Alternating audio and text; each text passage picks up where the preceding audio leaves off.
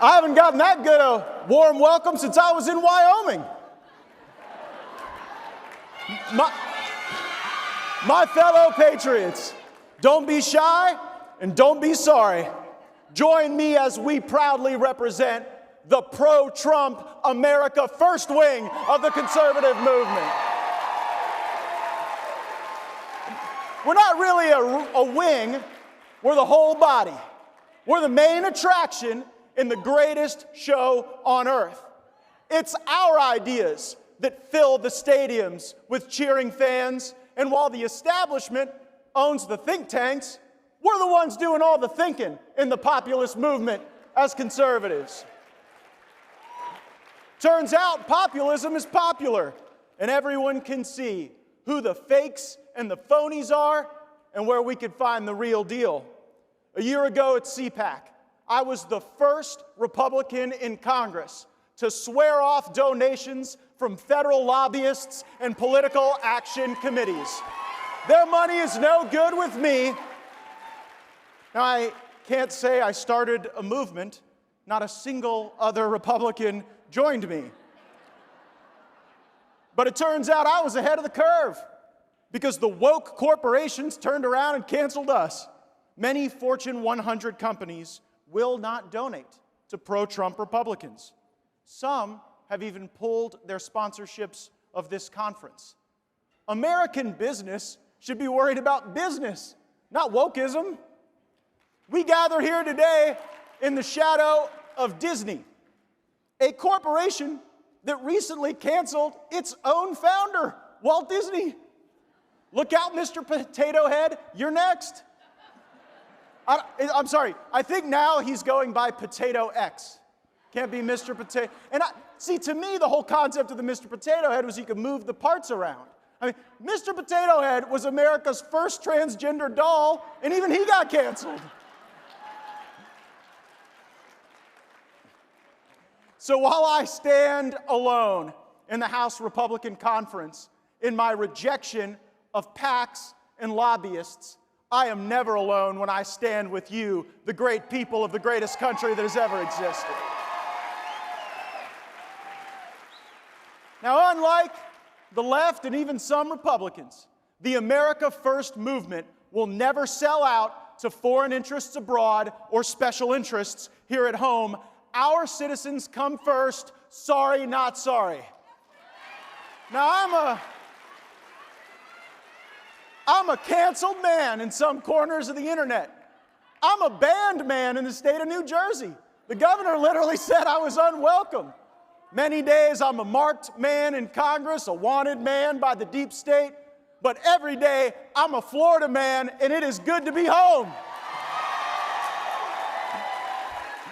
Florida's like an amazing woman. Adventurous, beautiful, mostly sunny, sometimes a little crazy, and always here to encourage and support success. By contrast, New York is like a bad ex-husband. Mean, won't let you go out to dinner, you're less safe, financially spiraling downward, and they may kill your grandparents. Now, the fake news media and their allies in Silicon Valley made Governor Cuomo out to be some iconic cross between King David and Tom Brady.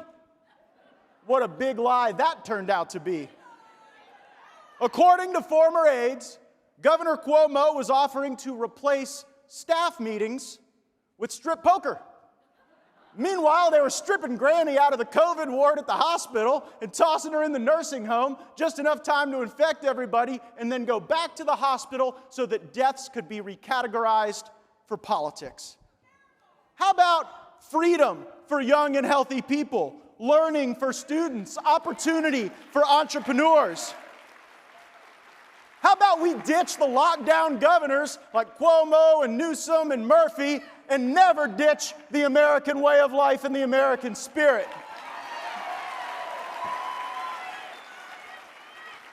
Now, speaking of all this bias, it was awful the way the media treated Ted Cruz. I mean, the left and the media were more worried about Ted Cruz going to Mexico to spend his own money than they are about the caravans coming through Mexico to take ours. The, the greatest threat to our liberty is big government, and the second greatest threat to our liberty is big business. And there is no bigger business than big tech. The flow of digital information impacts every aspect of our lives. If we win the debate but lose the internet, ours will be the last generation of American greatness. They'll open the borders, lock down our businesses, and squelch even the faintest whispers of dissent. And here's what I don't get. Leaders in both parties have no problem flooding the deserts of the Middle East with American cash and American blood over the mirages of democracies potentially emerging far, far away. But they won't lift a finger here in our country to do what is necessary to preserve our republic, and that is to ensure access to the digital world for everyone, regardless of their politics. Elon Musk calls Silicon Valley Sanctimonious Valley for a reason. And the terms of service on Twitter can never be more important than the values that undergird our Constitution. We need more than a legalistic definition of the First Amendment. We need a culture of free speech in America. Now, when big tech and big government team up, America starts to look more like China. And the Chimerica dream is shamefully a nightmare for our people. All technology means is doing more with less. When big government fuses with big tech, government only becomes more efficient at acquiring and centralizing power. Tyranny with greater ease and lower cost. Bill Clinton famously joked that China's attempt to control the internet would be like trying to nail Jell-O to the wall. It turns out the Middle Kingdom has done even more nailing than the 42nd president. They even send their spies to nail some of our politicians. Conservatives rightly rail against the evils of socialism, yet the China model perhaps embodies something more dangerous, and we're heading in that direction. A captive capitalism, a corrupt linkage between business and government that enriches the elites and reduces the rest of us to interchangeable parts, just producers and consumers. And we should never let the virtue of disagreement and debate go away for the ease of clicks and memes. We were promised that technology would disrupt and democratize power. But what happens when all of the technology companies ultimately get the power and the government all at once? There are no checks and balances when they can control, alt, delete anyone for any reason. Now, in China, this means that the government assigns people a social credit score, where you live, where your children go to school, professional opportunities, access to government programs. It all depends on what government and tech think of you. Just look at what's happening in the Biden administration today, a revolving door with Twitter, Facebook, Google, Amazon executives rolling into the government to create a unified system. And maybe we would feel better if government was getting big tech's brightest. Sadly, we're not. Listen to how things have changed. Prior to social media in Silicon Valley, the most significant investor and customer was the Department of Defense.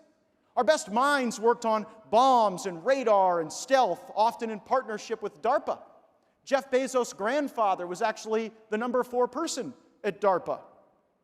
But as commerce moved online, the incentives for focused digital talent moved too. Today, America's sharpest minds are focused on memes, not munitions, likes, not lasers, ratios, not robotics, and hyperviral, not hypersonic. So are these social networks really making us stronger, safer? Or do they just further addict us to our vices? Instagram for vanity, Twitter for wrath, Uber Eats for gluttony, and Tinder for lust. We need a renewed patriotic nationalism in America. In technology, that means let's get our best team together and go whip China. And in politics, it means let's get our best team together and go whip the establishment. Speaking of people who ought to lose primaries, if Liz Cheney were on this stage today, she'd get booed off of it. What does that say? The leadership of our party is not found in Washington, D.C. You are the energy. We are America. That's why they're in the 8 square miles of Washington, D.C., and we're here in the Sunshine State of Florida. Now, Trump may not have drained the swamp all the way yet. So if you want to finish the job, maybe hire a Florida man. We've drained swamps before. We've faced down the alligators and the pythons and the lizards and mosquito as big as grapefruit. America needs real fighters today, maybe now more than ever, and we must win, for we have a country to save. And so come fight with me. Go to mattgaetz.com, join our America First movement, and let's go get them.